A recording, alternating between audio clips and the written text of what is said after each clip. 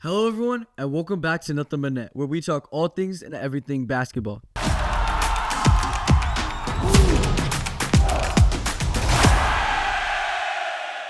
I'm Rhythm. I'm Cole. And I'm Kaya. And today, we're going to be doing a finals preview, talking about how the Pacers and Thunder got there, who we have winning, and just a little playoff recap. So let's do it. Yep.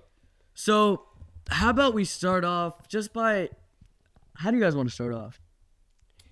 Let's start with OKC's path. Let's start with OKC's path. Yeah. So, in the Western Conference, Wow. we had them winning.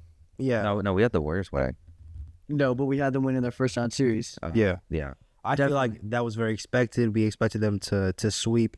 Yeah. I mean, if Ja was healthy, they might have put up more of a fight. Yeah. But what was it, game 3 or game 4 where the The 51-point lead. Yeah, where they blew him out. Yeah, that was, yeah. Jeez. And then, yeah, so it was in 4, right? Yeah, it was 4. It's 4-game series.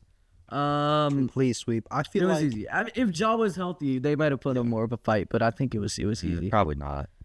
I think it was an easy Thunder win from all along. Yeah. I feel like I didn't expect more from the Grizzlies this playoff series just because like Ja was gone. I feel like they didn't have what they needed to really to make an impact. And the Grizzlies are a good team, no doubt about it. Absolutely. They just needed. They were the 2 seed before their coach got fired. Taylor Jenkins got fired. They implemented a new system and everything. And I talked about it in the last episode. But yeah, it's the Grizzlies are going to be back definitely. But It's a lot of big changes that mess up the flow of the whole team. Yeah, especially implementing a new offense. Absolutely. Yeah.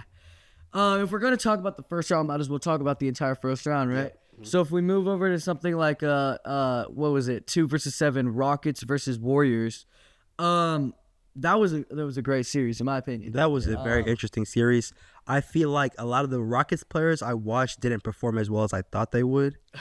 was there a player that Jalen Green or Jalen Green? Deactivating Instagram to actually lock in for the finals? Yeah. For the playoffs, I'm actually deactivating Instagram. I feel like Drop 8 points. I feel like we saw a lot out of him during the regular season. I was so excited to see him play the Warriors because, I have a lot of Rockets fans. I know a lot of Rockets fans. I know a lot of Warriors fans, and it was pretty exciting just the atmosphere because we live in Sacramento. Even though we're a Sac-based team, where we should be Sac Kings fans, we have a lot of Warriors fans here too because I guess the Bay. But Bandwagons. yeah, it was pretty interesting. Yeah. I feel like that series kind of showed how playoff experience matters. Absolutely. Because we were talking about that in the Kevin John episode also, like experience matters. Yeah. And yes, the Rockets had a fantastic season. They won those 2 games to come back, and Tyrese's mom was getting attacked on Twitter, everything like that. But I feel like we really saw that the Warriors, when it came down to it, that experience led them to win. Exactly. Because of 2 All-Star elite performers. So yeah. Absolutely, yeah. Yeah. And then we move on to Lakers Wolves, which was crazy for me. It was a good series. I didn't watch most of it. I was really focused on the Warriors Rockets series and the Pacers and Bucks series, but yeah. I think, wow, that really showed because Rudy Gobert 27 and 24 in a closeout game from Rudy Gobert is the insane thing I've ever seen. That really shows how much the Lakers needed. That really shows how much the Lakers needed a center because if that Mark Williams trade went through, I don't think that the series result would have been like. I mean, I might have still because Rudy Gobert wasn't the only contributor, but the main thing was the Lakers didn't have a center, and Anthony Edwards was just balling out. Yeah. So was Jaden McDaniels. Like everyone stepped up in that series, especially because it felt like for the Lakers it was just Luka and Braun. Like Austin Reeves did not show up. Luka didn't even show up for most of the series, but it felt like it was just Luka and Braun. So yeah, I mean, and Anthony Edwards had the greatest game of his career, in my opinion. What was it, game 3 or game 4, where he dropped 40 and was amazing on the playmaking end of the ball? It was amazing. Yeah, absolutely. And a lot of Lakers fans or LeBron fans just hated to see that series come to an end because a lot of people feel like this will be LeBron's. They thought this is his last season. Yeah, but I feel like we know the Lakers will be back. Yeah. We knew that this wasn't the Luka trade wasn't to make them championship contenders this season. They still need to do a couple more moves, which was the Mark Williams trade that got vetoed. But yeah, they're definitely gonna be back after an off season. They're gonna get a big. I think they're gonna be back. Yeah. Then we move on to the 4-5 matchup, which was Clippers versus Nuggets, which was the best series of the first round of the West, in my opinion. I always threw the first 6 games, but then Game 7. Game 7 was just a blowout. Yeah. That was... It really shows how anything can happen in basketball, because I thought the Clippers, I was extremely on the Clippers. They had one of the best ratings, both offensively and defensively. But when it came down to it, the Nuggets got it. Yeah, because James Harden can't perform in Game 7. Okay. But I also feel that it was maybe because of Aaron Gordon. He was playing for his brother. He kind of stepped up. He stepped up big time for that. Absolutely. Okay. And then we move on to the East. The Indiana Pacers. We'll start with them first. That was a very interesting. I feel like the Pacers, as a whole, they just have such a great run going for them right now. They beat the Bucks 5-1 in the first series, I believe, or yeah, They beat them in Game 5. Sorry, Game 5.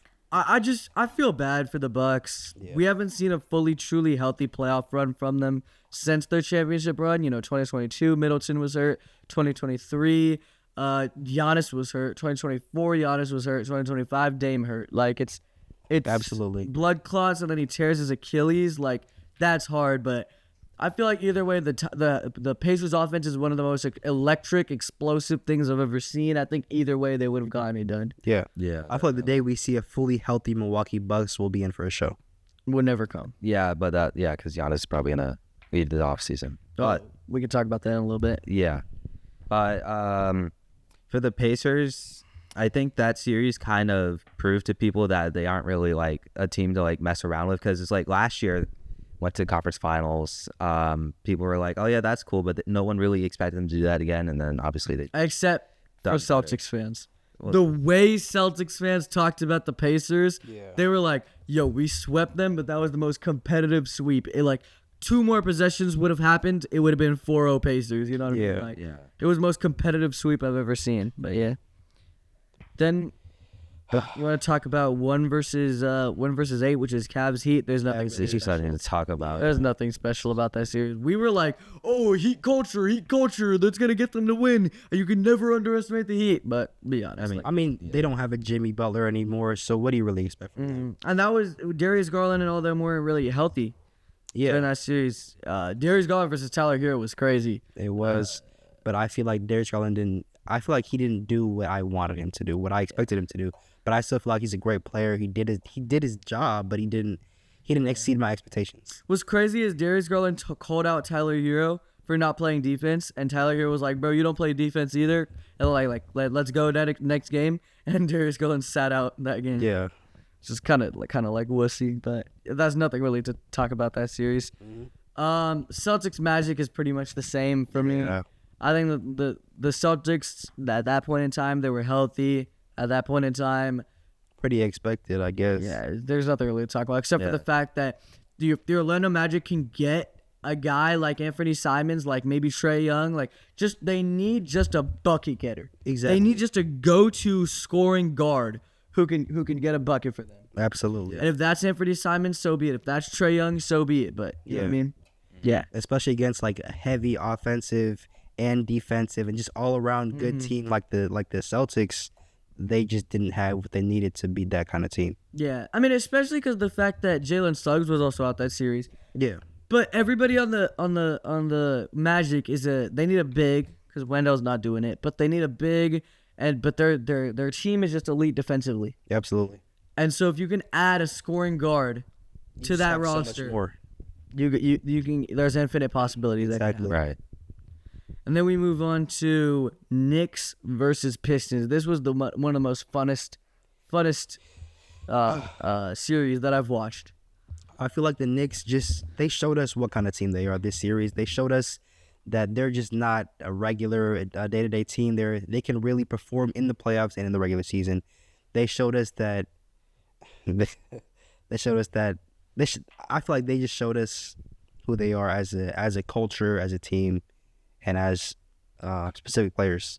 Well, I feel like when you talk about it, like we go back to the first round, or the Western Conference, I mean, Warriors versus Rockets, and we said experience is the thing that matters, and we were saying this with Kevin John, we were saying this with everyone, Yeah. and it's just the Knicks experience, because the Pistons were up in game 1. They were feeling themselves, everything. 21-0 run like nothing happened. 21-0 run. Boom. Nothing happened. Yeah, that pretty much just ended the series. I don't want to say ended the series, but like it kind of set the tone for the series. Yeah. And like the Knicks, they just like even like in the not just like the first round against the Pistons, but also against the Celtics and the Pacers, they were just able to grind out games. They were so fun. I love this Knicks playoff run. Timothy Chalamet, shout out Timothy Chalamet. But what were you saying? Yeah, so the Knicks, they were pretty much like throughout the entire playoffs were able to just grind out games. None of the games that they played were really done until the end of regulation or even overtime, whether they were up by 15 or down by 15. So while they need to make sure they can secure their leads for next season, we know that they also are very good at coming back. Yeah. Yeah, what I was just about to say is just like the Knicks gave us so much fun moments. Absolutely. Jalen Brunson hitting that shot over the best defender, one of the best defenders, Inasar Thompson in the NBA. You got the 21-0 run. You got the fans celebrating in the city. Timothy Chalamet becoming one of the best people I've ever seen. You got New York, New York by Frank Sinatra being like just trending on TikTok. It was just so fun. But then we move on to the second round, of course. Yeah. Going back to the Western Conference, you got OKC Denver. OKC Denver. That is crazy impressive that this Nuggets team managed to take the Thunder to 7 games. I didn't see it coming.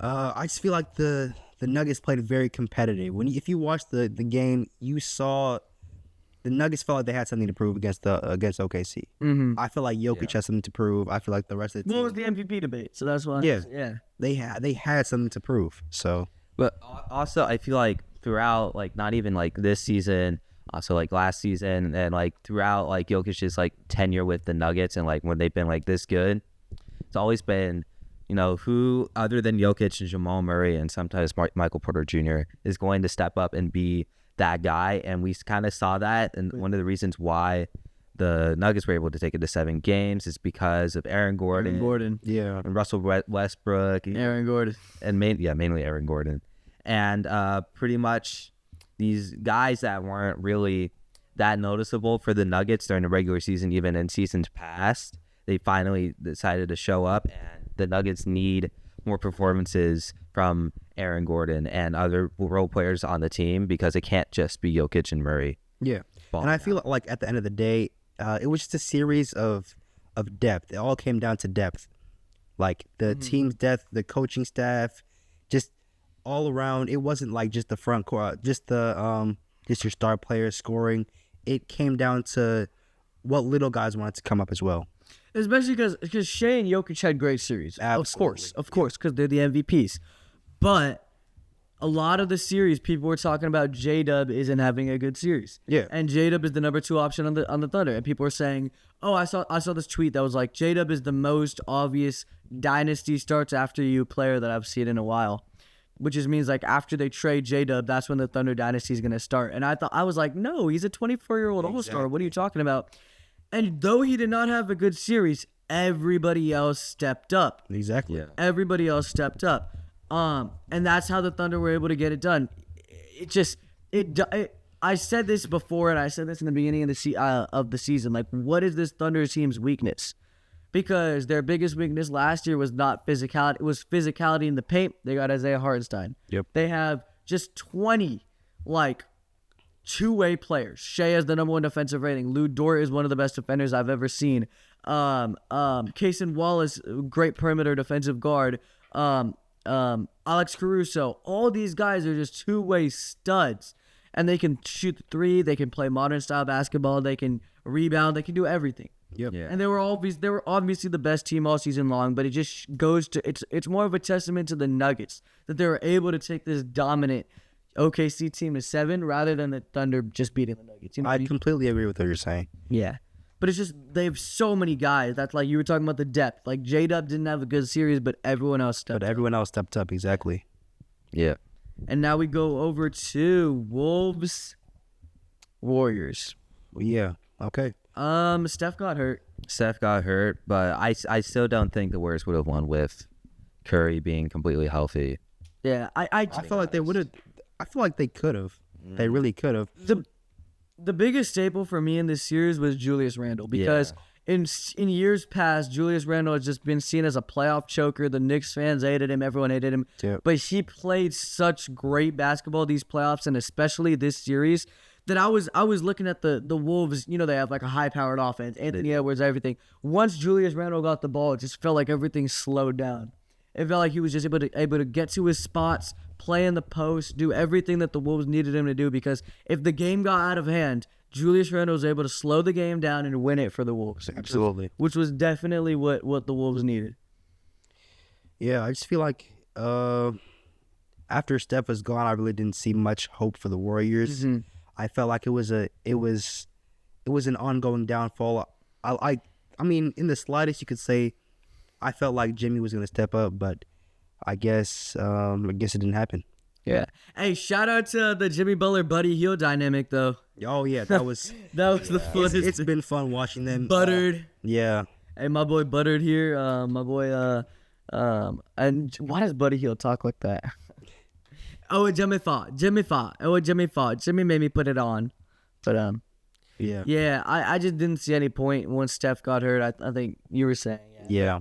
Yeah, because Jimmy Butler's not like his Miami self yet. Yeah, that's pretty much why they lost. Which was a thing that I was talking about before because in the last stretch of the season, Jimmy Butler wasn't taking a lot of shots, and people were like, okay, that's because Steph is there, and Jimmy Butler even said himself, "I'm Robin, that's my Batman." Whatever, right? But then Batman went down. And Robin stayed Batman. I mean, Robin stayed Robin. Yeah. So, yeah, we needed to see more out of Jimmy Butler that series, definitely. I mean, he was good, but we needed to see more. And then we go over to the East, where we talk about the Knicks versus the Celtics. Oh, man, okay, that was... First off, prayers for Jason Tatum. Yeah.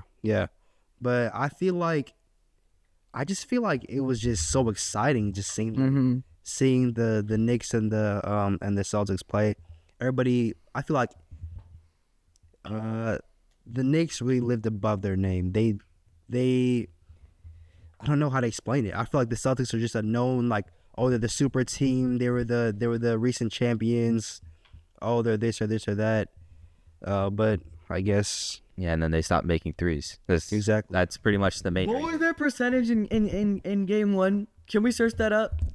The Celtics 3-point percentage in game one, because that was the most disgusting thing I've ever seen. They shot up like 43s, and they made like 10 of them, bro. Like it was not like the Celtics. They are a great 3-point shooting team, just not in this series, and that was the main reason why they lost the series. Jason Tatum getting hurt didn't help, but I think even with a healthy Jason Tatum, they still weren't going to win, mainly because they were shooting. Yeah. How much? The Celtics shot 63s. How many do you think they made? Like I think it was like 15. They made 15 out of 63s. Yeah. I just 15 out of 60. They missed 45 3-point shots. And shout out to Knicks culture, man. I feel like it was so energetic over there. The whole New York was booming. I feel like everything was just for sure. Yeah. They were happy to be this far in the playoffs. Yeah, for sure. Happy. Shout out, Cat. But this series definitely showed Mikal Bridges was definitely a standout in this series. Yeah, and I said it before, and I'll say it again. Remember when we were previewing right after the Cat trade happened, or right after the Mikal Bridges trade? I think this was our draft preview last year. I said the Knicks are built to beat the Celtics, and that's the only team they're built to beat because the Celtics have 2-star wings, so the Knicks got 2-star defensive wings.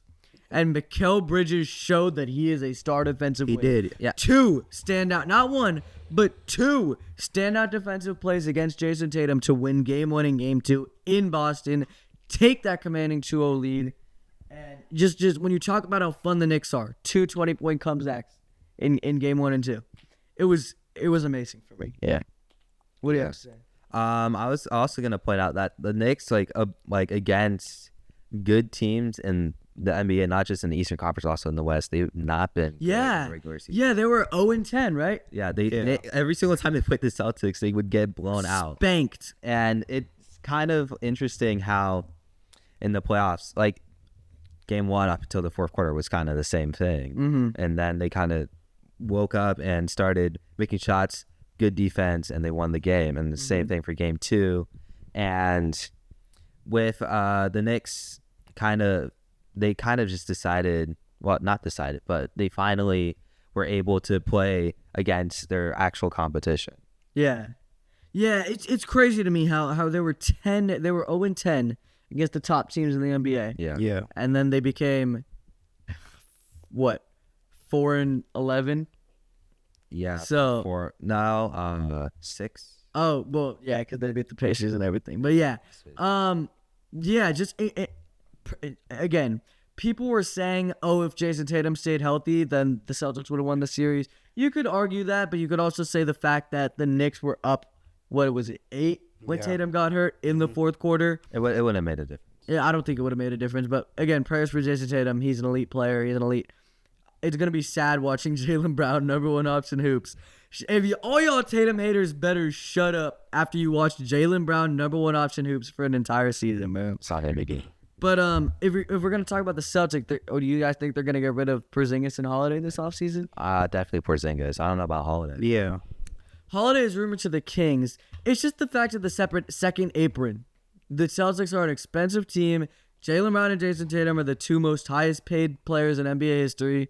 So I think they're going to have to. This is the last time we're going to see this iteration of the Celtics, but it's been fun. And they pretty much are not going to do well next year because their star player is going to be gone. Yeah, but it's been fun. Definitely. They won a championship. Absolutely. It's been fun. But yeah, shout out to the Knicks, man. They were beat to beat the Celtics, and they did it. They were built to beat the Celtics. And then we go over to Pacers versus Cavs. Oh my gosh. The thing about the Pacers, man, and I'll let you talk because you're a Cavs fan and this is hard. But it's weird because the Cavs would be in these close games and then you blink and the Pacers are up 20. It's not the fact of how good their offense is, it's how fast their offense can just shock you. Because nobody would have, you would see it would be a close game, and then the Pacers would just go on a 20-0 run, and you would just be like, what just happened? You know what I mean? I was watching, I think it was one of the first games when the Pacers played the Cavs in the playoffs.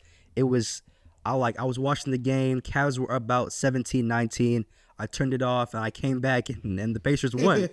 It was just like, I didn't know the Pacers could score like this. Yeah, they're and we saw this against the Knicks last year. That one game, I think it was game 4, where they just started off hot and they just got hot. And it's just the fact that I'm gonna bring up this point right now. Tyrese Haliburton is their star player, doesn't care about stats, but he's gonna get all of his players involved. Yeah. He's gonna get everybody involved. Yeah. And nobody is selfish on that Pacers team except for one player, and we'll get to that in a little bit. But that's everybody distributes the ball around. Everybody makes sure they get their own shot. And they get the best looks possible, and they're fast about it. Absolutely. And then, if they need a bucket, they go to that selfish player, Andrew Nembhard. And Andrew Nembhard just gets them a bucket when you need it. So, even if they're just passing the ball around, get to your spot. Oh, we're locked up, give it to Nembhard, he'll cook up a shot. Bang. Yeah. Bucket. And it's not, I said Tyrese Haliburton doesn't care about his stat sheet. He can get you a bucket when he needs it. Yeah. But most of the time, he doesn't need to. Because I think it was in... Game 4 where he passed for like 400 yards. 444 yards and zero turnovers. Yeah. And it's just crazy, man. And also their defense is really good too because they forced the Knicks in the conference finals to have 19 turnovers in Game 6, I think. Yeah. Which is just... I feel like on top of their defense, Cleveland's offense just wasn't on point during that 5-game. Yeah, they were missing Darius Garland. Yeah, they were missing Darius Garland and Jared Allen. Yeah, exactly. And while you can't completely blame it on injuries, they still lost in 5 games. Exactly. They weren't able to keep the ship afloat while two of their best players were gone. Yes, exactly. Can't really, But big shout out to Tyrese Haliburton. I thought he controlled the entire 5-game series. And you were saying Ty Jerome is one of the best players, right? He's a 6th man of the year, whatever. He was so bad this series. That payday went from 80 million maybe to like 40. Like, it was so bad. But like, I love you, Cleveland, but I feel like it just takes a lot more playoff experience to win a series like this. Mm-hmm. We just gotta do better. Yeah, for sure. And then we go over to the conference finals: Thunder versus Wolves. Okay. So, reason Wolves lost because the Thunder defense is just that good. Yeah, number one defense. That's pretty much the main reason. You could be like, oh, well, it was all because of Shai foul baiting. But, like, really, it doesn't matter if Shai foul baits or not. It's still an art of the game. It's still part of the game. You just have to deal with it. And the Wolves weren't able to deal with it. And Shai just, he carried the team. Yeah, so I remember game 4. I was watching game 4. And when it came down to it, the Thunder were up big, okay? Yeah. And then the Wolves started inching their way back. And DiVincenzo hit a 3 in the corner, and it was tie game. And everyone was like, wow, the Wolves are going to win this. It's going to be 2-2 going back to OKC. The Wolves have a chance. So then, what happened? They put the ball in guess whose hands? SGA. They put the ball in Shai's hands. And Shai slowed the game down, got to his spot in the post, fade away. Fade away. Fade away. Yeah. Fade away. Fade away. I think he dropped like 35 that game. Yeah. Just off of when the lead was shrinking, Shai put on a show. And I was genuinely had my mouth open because he was shooting these fadeaways over Rudy Gobert, over all these guys, and it was just like, what is happening? Like, this is the MVP of the league. Yeah. And then their defense sealed the game. Yeah, their defense was amazing. Exactly. Chet got big blocks down the stretch, and then J-Dub killed them with that 3. And once they went up 3-1, I was like, all right, this series. And then game 5, they forced the Timberwolves had 19 turnovers as well, right? They had the same amount of field goals made as turnovers. Yeah. And it's just, I think it has something to do with that home court crowd, dude. Like it's that, and the defense is just that good. Like, what's it called in college football 25, where it's like stadium pulse. Stadium pulse is on 100 for the OKC Thunder, and that's just how they did it in game 5, especially. Like, that was crazy. Yeah. But they're gonna be back. I think the Wolves are gonna be back. Absolutely. I see a lot from them. It honestly just depends what they do in the offseason, really. Yeah. It sucks because the Wolves might have been the second best team in the NBA this season, but they just got unlucky because they ran into the best team in the NBA this season. Exactly. Yeah, pretty much. And then we go over to the Eastern Conference, which was one of my favorite series I've ever watched. Yeah, New York just couldn't close out their games. That's the reason they lost. Game 1 is going to be one of the biggest haunting things on New York forever. The only team to lose when they're up by 9 with like 50 seconds left. 50 seconds left. It was 121-112. And they lost the game. Yeah. Just a very interesting series in total.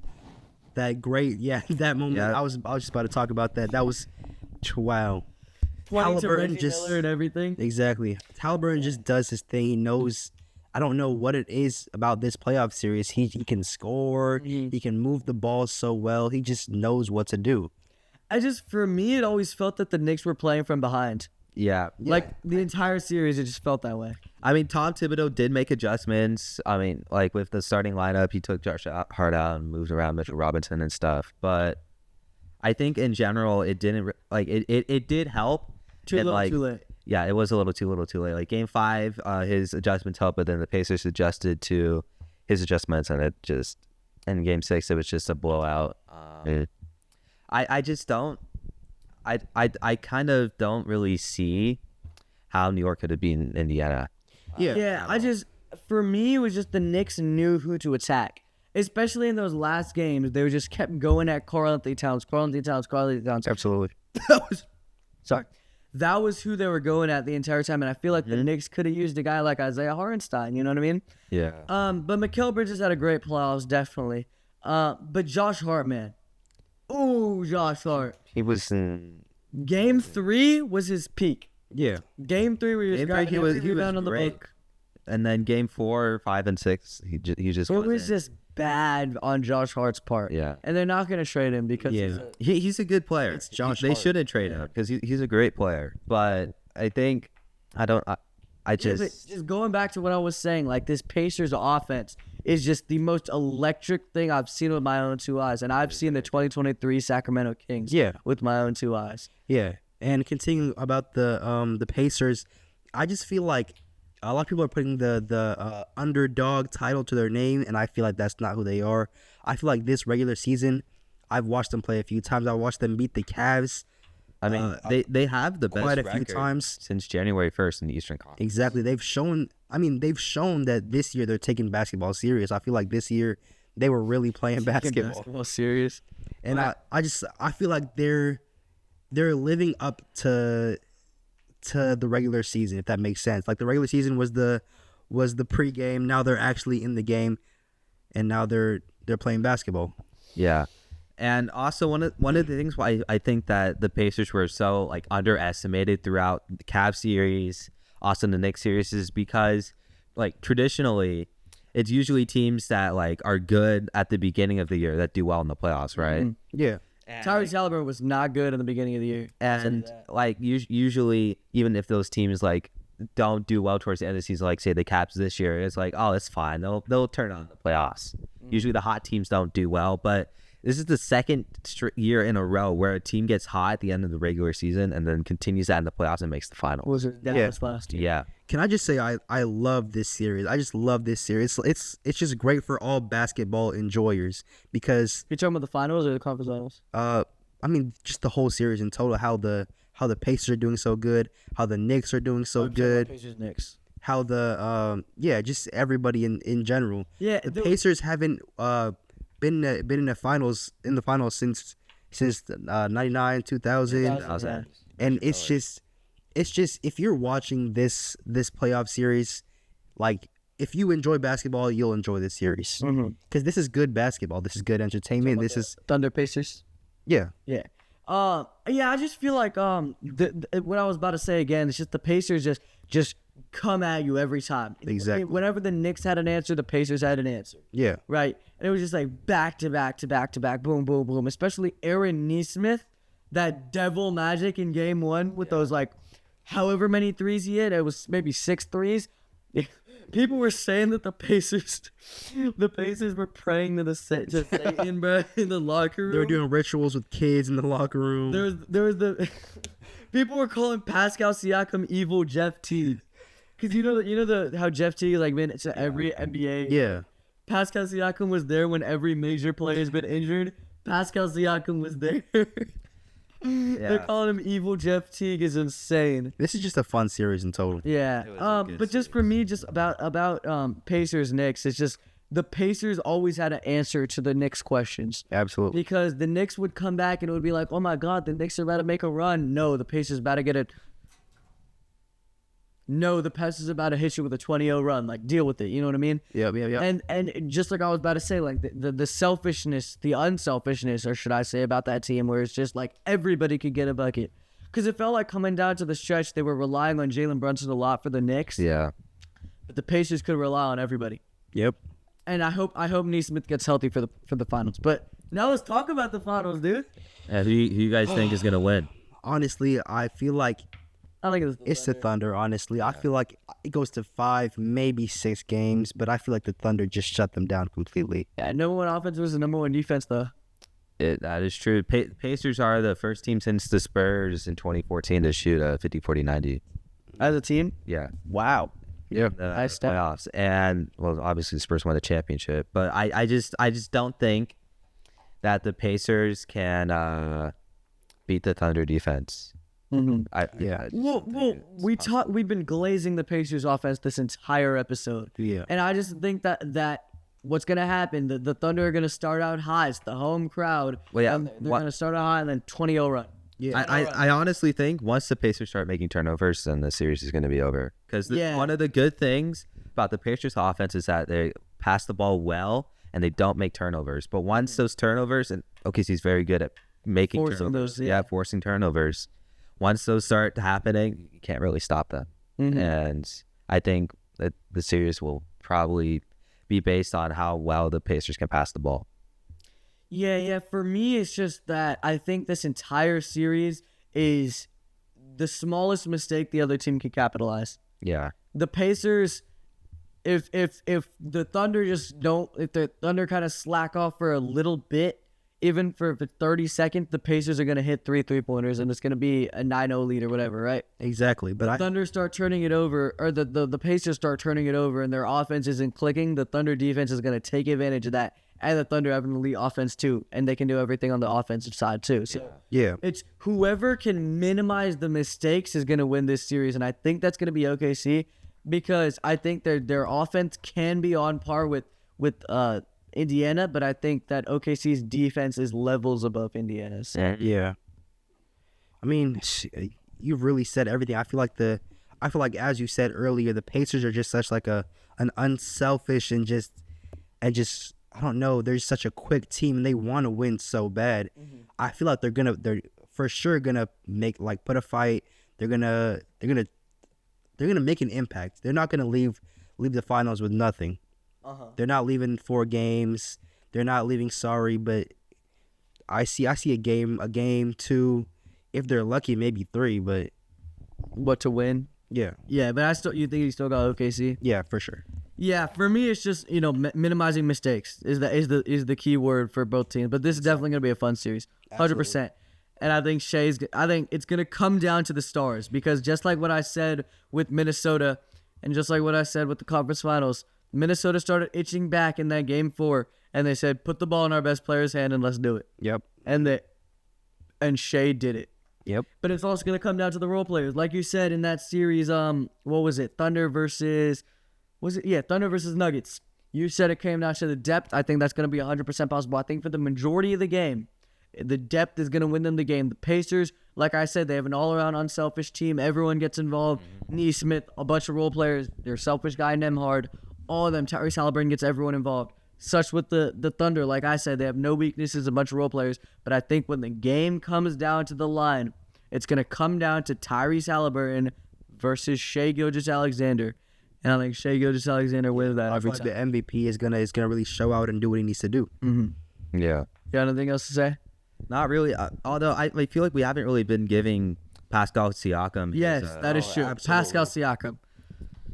But I like he's been amazing, and he was amazing conference finals. Obviously, he's conference finals MVP. He was the most consistent player for the Pacers for sure. He was, and he also like is a bucket getter as well.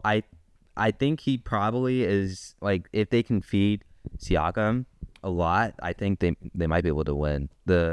Maybe send this to 7, but because I think Siakam can outdo Hartenstein and Chet at front court and around the rim. And I just Wait, Siakam can outdo them? I think so. Whoa, no. Siakam's only 6'9". I know. You got He's only 7'1" 6'9". Chet and 6'11" Hartenstein. Like that's the Twin Towers. Right But I feel like this series and like how long it goes is gonna weigh on how productive Siakam is. yeah, just like the rest of the guys. Yeah, but I feel like he's gonna have to produce a lot. Yeah, but especially because the Thunder have one of the best front courts I've ever seen in defensive wise. Yeah. So shout out to the Paul George finals. Yep. Paul George got traded for Victor Oladipo and Domantas Sabonis for Tyrese Haliburton, and Paul George for Shai. Yep. I do feel like before we end this, I just want to say that I feel like the Pacers could win a game 1 or a game 2. Just a sneaky home sneaky steal. Just because I feel like the Thunder might underestimate the Pacers' ability before they get there, and it's really hard to underestimate the Pacers because once you underestimate them, they're scoring on you crazy. They're doing this or doing that, and you've seen Tyrese Haliburton's performance and how he acts when it's him and the ball, right? So we never know what to see. Yeah, and what's crazy is the Pacers. Yeah, they beat the what was I about to say? Yeah, they beat the Celtics last year. Yep. So they have that experience of facing a team who can, or they lost to the Celtics last year. Sorry, but they have that experience of facing a team who would go on to win a championship. So maybe you could say that they have the experience factor because they have Pascal Siakam's won a ring. Rick Carlisle's a championship-winning coach. Yeah. Versus the OKC is still a young team. I mean, I know they have Alex Caruso, but they're still a pretty young team. You know what I mean? Yeah. So I feel like you could give the experience edge to Indiana, but I still think OKC got it. Yeah. But just one more time before we end off the episode, shout out to these guys' fan bases. Yeah. Indiana, the city of Indiana deserves it. Their fans have been amazing. They actually wear the shirt. Warriors fans, they actually wear the shirt. And OKC we know is the best fans in the NBA, like the best crowd in the NBA. The greatest. It's like a family. It's like and like their fans are so loud. Like 2023 Nuggets Heat. I don't know if it was just me, but it had zero aura. Like the crowd wasn't into it. It was just so bad. This both crowds, home court advantage is gonna feel like home court advantage, Exactly. which is gonna be the best part of the series for me. So, Thunder and 6. Yeah, Thunder and 6. Actually, no, Thunder and 7. Thunder in 7. It's going to be fun to see. And we'll see you after the NBA Finals for the NBA Draft. Appreciate y'all for watching. Yeah, peace out. Peace.